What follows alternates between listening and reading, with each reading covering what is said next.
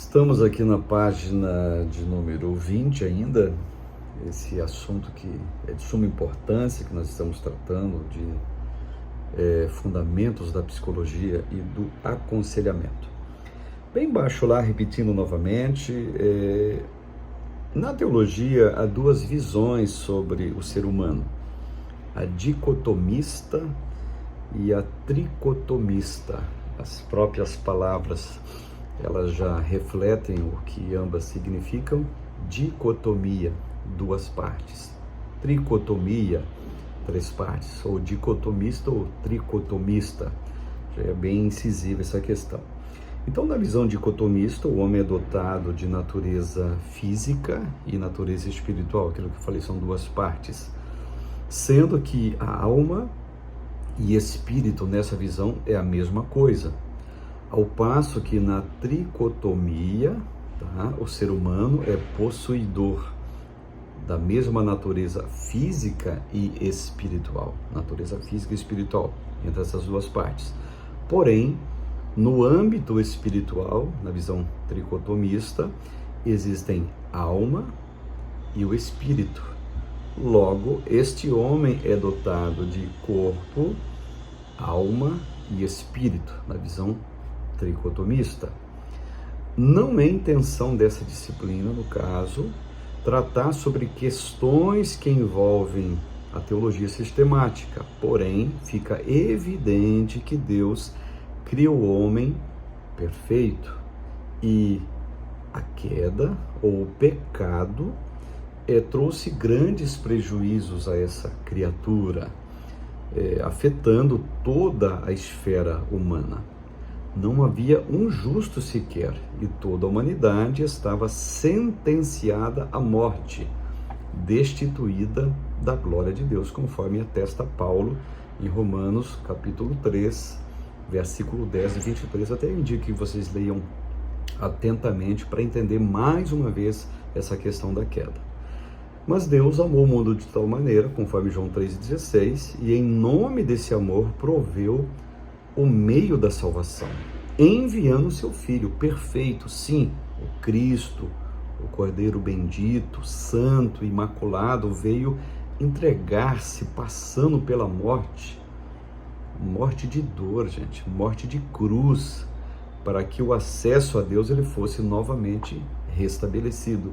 E essa questão desse amor de Deus não é uma ideia apenas do Novo Testamento, é uma ideia da Bíblia toda, que haveria um momento, desde a queda do homem, vamos pensar assim, desde a expulsão do Éden, aquele lugar perfeito, aquele pedaço de céu na terra, em toda a Escritura, Antigo Testamento, Novo Testamento, sempre mostrou a inclinação de Deus em querer reconciliar-se com este homem. E Deus, interessante, sempre tomando a iniciativa. E como falei na Bíblia toda, Salmo 22, Isaías 53, João 15, Atos 2, Romanos 5, Romanos 6, e assim existe uma vasta literatura bíblica, capitular, versicular, das intenções de Deus em reconciliar-se novamente com o homem. Então a redenção completa virá para aqueles que entregam suas vidas para Cristo.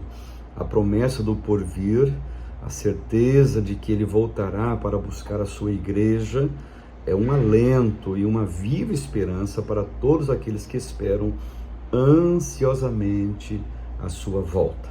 Então, diante de tudo que for exposto, é importante que o conselheiro, que é o caso do que a gente está tratando, não é uma teologia sistemática, não demos detalhes a mais da questão de tricotomia, dicotomia, mas aqui é importante que o conselheiro desenvolva o olhar da completude para com o ser humano.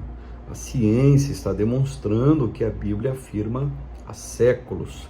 O homem precisa de ajuda no tocante aos aspectos físicos e, para isso, recorre a médicos em suas mais diversas especialidades. Porém, ele não é só corpo, é aqui que está chegando o ponto que a gente está buscando. Como vimos, há uma vida interior no homem, uma vida imaterial no homem, porém, tão real quanto que precisa de tratamento. as questões da alma são tão necessárias de cuidado e tratamento quanto são as questões que envolvem o corpo material. Assim como cuidamos do corpo, devemos também, se for o caso, se for a necessidade, se for, aquilo que se precisa, precisamos sim tratar da alma. O corpo material merece cuidados e precisa. A parte material também é a mesma coisa, é o mesmo fato. Então, abrir-se para este conhecimento é o primeiro passo para que o conselheiro seja repleto de êxito em seu ministério de aconselhamento. Então, me parece e concordo plenamente que a posição de um conselheiro, ele está exercendo sim um ministério, tá? Então você observa até em Isaías capítulo 9 que uma das facetas do Messias que viria, ele seria também um conselheiro. Isto é muito importante nós entendermos. Embaixo ali na página 21 tem uma definição ali que eu acho interessante frisar para vocês. Todas as vezes que essa disciplina citar o termo conselheiro, certamente estará referindo-se também às valorosas servas de Deus que atuam como conselheiras no processo de aconselhamento. É só para deixar claro que essa questão de ser conselheiro, ela pode, evidentemente, não precisava nem frisar isso, mas a lição fez questão de deixar isso claro, que também é um ministério exercido por mulheres. Existem excelentes conselheiros, como também existem excelentes conselheiras. Então, nesse caso, ambos os sexos, se for o caso aqui, eles podem atuar nesse fundamental, nesse importante ministério de aconselhamento. E na página 22 temos aqui uma questão para reflexão, para nós pensarmos juntos, é claro, e sempre é uma questão de âmbito, no bom sentido, de uma provocação. Em sua opinião, o homem tem consciência de sua completude? Para todo mundo pensar, vamos justificar a nossa resposta. Será que esse homem tem consciência? Será que ele precisa ser, ajudado a ter consciência da sua completude? Lá no começo a gente começou dizendo, na verdade, desse homem, esse ser complexo, esse ser de uma complexidade muito grande. Ok, tudo isso é verdade. Mas a completude do homem, ele tem consciência dela? Devemos ter consciência? Quais os benefícios de nós termos a consciência de nossa completude? Vamos pensar nisso seriamente. Página 23, capítulo de número 2, o desenvolvimento da psicologia. A psicologia, embora tenha sido reconhecida como ciência em tempos recentes, observe, tem suas estacas firmadas no passado, ancoradas na filosofia principalmente. Então, nesse capítulo, vamos estudar o desenvolvimento da psicologia desde os primórdios, no caso com os gregos, até as correntes mais modernas e atuais. E vai ser apresentada aqui algumas linhas muito importantes acerca disso. A psicologia e os gregos. Os gregos, eles tiveram uma importância significativa na história da humanidade, com toda certeza. Foram os responsáveis pela construção das cidades-estados, conhecidas como polis. Para manter essas cidades, fazia-se necessário conquistar novos territórios, a fim de que riquezas fossem alcançadas. Com o aumento dessas riquezas, foi preciso aprimorar a arquitetura e a agricultura, principalmente. Com isso, a física, a geometria e a ciência política, elas avançavam sobremaneira. Então, observe que nesse âmbito de conquistas dos gregos, para a aplicação, da cultura helenística, desenvolveu-se a partir deles, claro que pela força, naturalmente foi se desenvolvendo, foi aparecendo a questão da física, a geometria e principalmente da ciência política. A política que você vê hoje, a política, estatal, seja do ponto mais baixo dela até o mais alto, ela é uma herança grega. Desculpe até o trocadilho, não vou dizer que a corrupção na política ou a politicagem que seja é uma herança grega, mas a política em si, o cuidar da polis, o cuidar da cidade, vamos colocar assim, gente, a parte mais nobre da política, que deveria ser isto, ela é uma herança grega helenística. Então os gregos foram os primeiros a trazer um princípio sistematizador para a psicologia. Então em si foram eles que sistematizaram a psicologia. E trocando em miúdos, eles explicaram a psicologia, eles explicaram a forma de colocá-la, a forma de usá-la e assim por diante. Outro detalhe, às vezes eu estou trocando psicologia por teologia, mas na realidade nós em si, a matéria como um todo, é um tratar de psicologia, e afirmo aqui novamente, os gregos a sistematizaram. Então essa palavra, conforme vimos, vem do próprio idioma grego, a palavra psicologia no caso, denotando a ideia de estudo da alma. Em si, psicologia se resume nisso aqui, é o estudo da alma.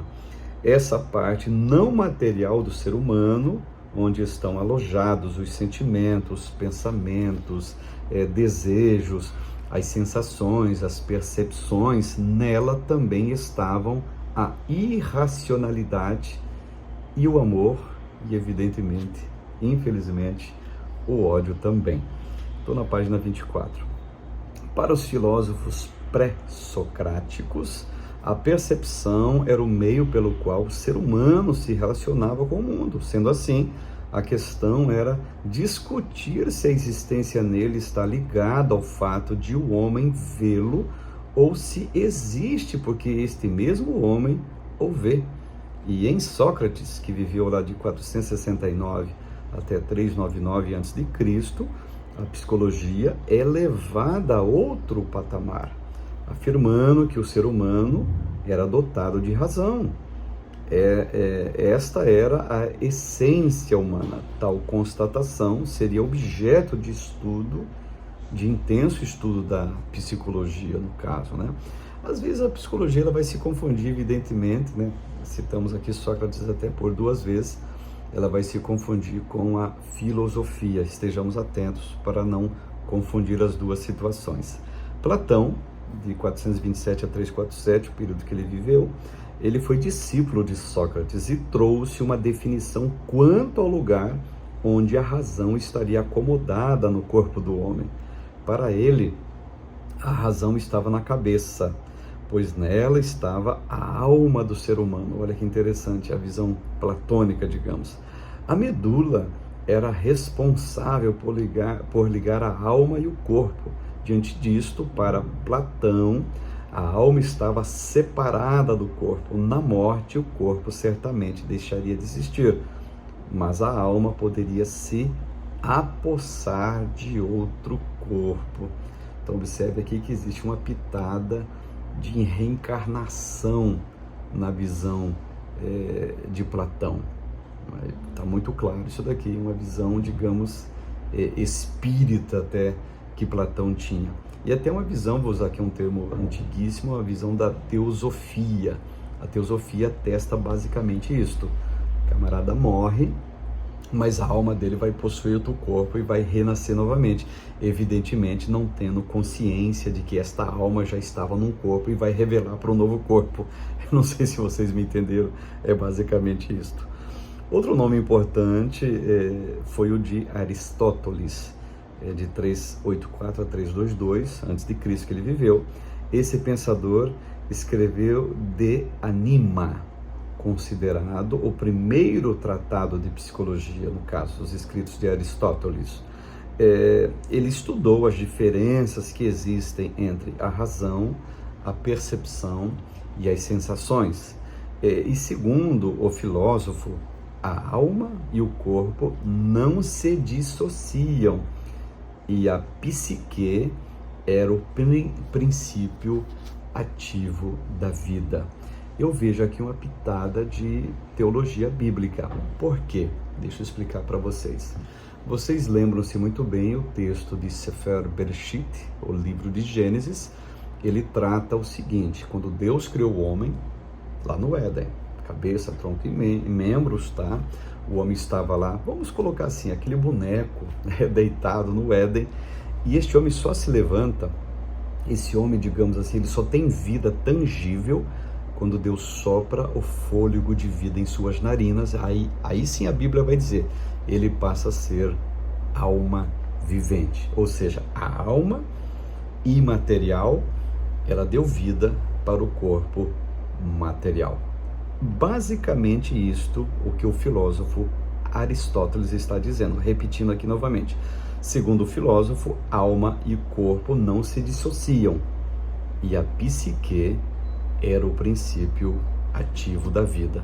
A Bíblia diz que quando Deus sopra o fôlego de vida, ele passa a ser uma alma vivente, e não só a alma que viveu, mas o corpo, ele ganhou, digamos assim, uma tonicidade para viver.